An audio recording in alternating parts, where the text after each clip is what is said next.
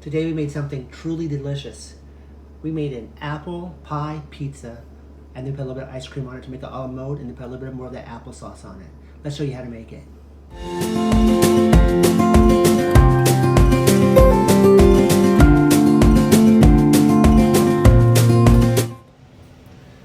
Apple pie pizza is just about the same as having an apple pie, only you're making it in pizza form. I have 4 apples and I'm going to peel those, take the core out of them, and then slice them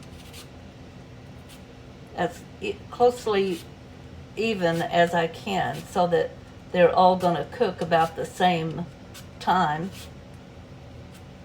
This is my potato peeler, which works really good on apples. You just have to watch where your fingers are on it.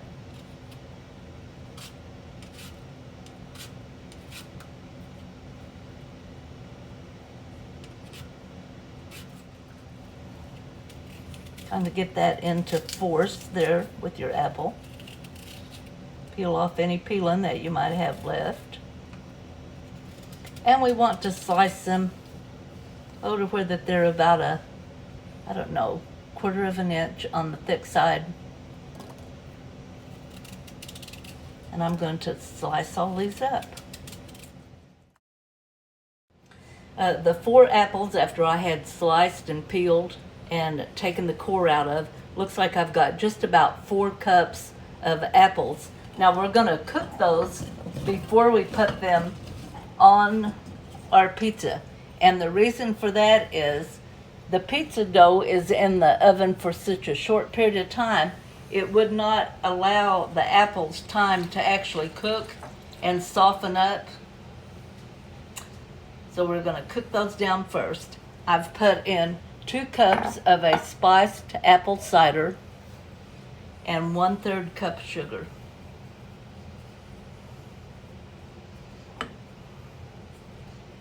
And I'm going to turn this over a medium-high heat and let that cook until those apples begin to get tender. Okay, my apples have been on the stove now for 15 minutes total. I'm going to drain all the juice off of them. I want that pretty dry.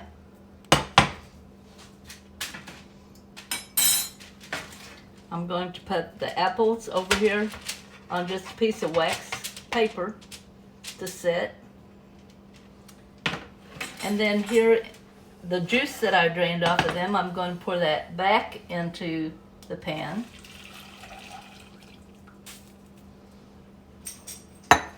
Turn my heat back on.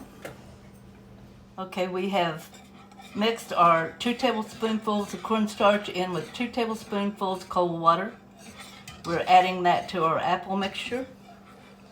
And we're going to stir that until it begins to thicken. And then we're going to add 1 teaspoonful of apple pie spice and 2 tablespoonfuls of butter. We're going to now set that off of the oven, off of the stove I mean, and let it cool. It needs to be completely cool before we put it onto our pizza crust. Okay, I'm going to add to my cast iron skillet about 2 tablespoonfuls of a good olive oil. Brush that around. Want it up kind of on the sides.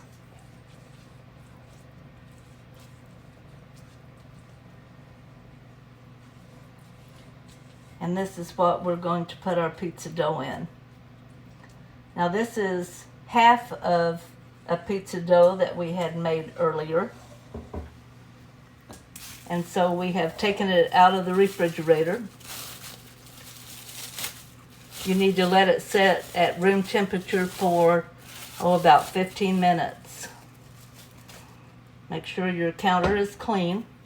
You do not need any flour on this. If it gets a little sticky, you can get some flour. Otherwise, we're just going to begin pressing that out into the shape of our pan. Now I have a 12-inch pan there.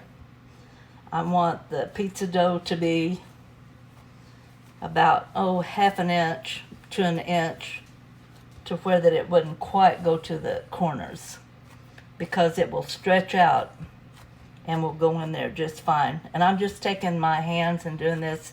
You can use a rolling pin if you want to. It may be faster to do that. But when you look at that, that's good. That's good stretchy dough. Okay, I have my dough stretched out there, and I'm gonna place it into my pan.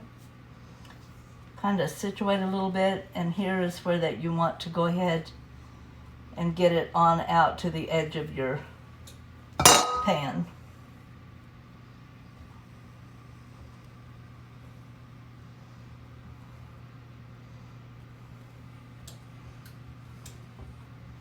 It doesn't have to go quite all the way. Just close. All right, after all, this is a homemade pizza. Out of our apples that we fixed on our juice, we've left that set until it's cool. And I'm gonna put just about 2/3 cup of that onto the dough. And just kind of spread that out a little bit.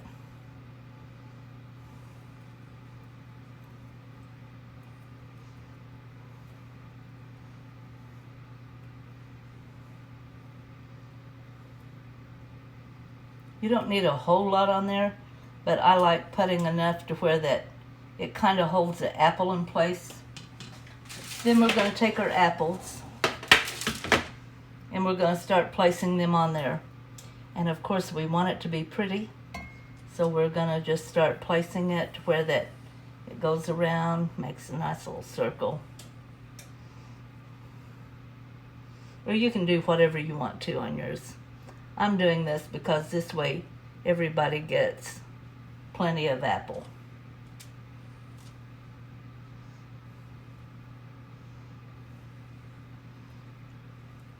Okay, so we've got all of our apples on there. You can make however you want it to look. It doesn't have to be. And we're going to pour just about another 1/2 cup. Maybe that's a little more. Maybe another 2/3 cup on top. We don't want it to run out, but we want enough to where that it is kind of on those apples. We're going to place this cast iron skillet on top of the oven on a burner, and we're going to heat that up until it begins to brown just a little bit on the bottom of the crust. I have my burner set to medium high, and we're just going to kind of watch it until it gets ready, and then we will take it off and put it into the oven. The oven we have heated to 500 degrees, and we're going to leave this in there for 10 minutes. Okay, I have checked underneath my pizza dough here, and it's beginning to turn just a little brown. It's just a spotty brown, but then that's what we want in there. Kind of fix that where I've made a mess. I'm going to take just a little sanding sugar and just sprinkle it over the top slightly. The inside is not, it only had that 1/3 cup sugar, so we're not looking at a lot of sugar. And now I'm going to take it off of the stovetop, put it into the oven for 9 to 10 minutes. Okay, it has been 9 minutes, and we're taking the pizza pie out. I'm going to get some help. Doesn't that look good? Scott or Michael's going to help me. He's going to hold that. We're going to take that right out of that pan onto this wire rack. We do not want it to continue cooking. We're going to let it sit here and cool. Then we're going to serve it with either a big old dollop of whipped cream or maybe some ice cream with it, and we would have apple pie pizza a la mode. Who knew?